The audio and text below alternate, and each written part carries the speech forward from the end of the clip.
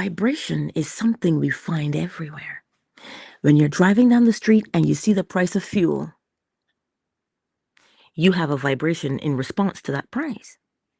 What is it? How does it feel when you say, God, I got to put gas in the car? Gas is how much? See that vibration?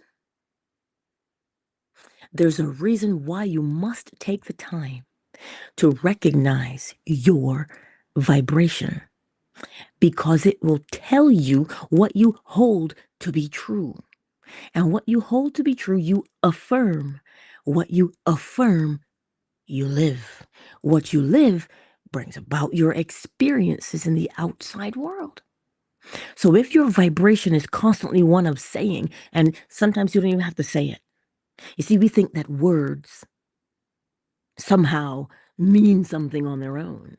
No, the words will match the vibration.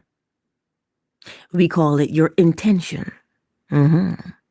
So if you're driving down the street and you see the price of gas and you automatically clutch your pearls and you go to yourself, oh, I can't afford that, I'll put $5 in. You go to the grocery store and you look at the price of beef. Oh, I guess we ain't having beef. I can't afford that. See? What is that vibration? How does it make you feel in your body?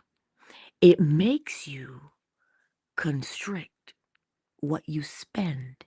It makes you hold on to what you spend. It makes you slow down in how you spend.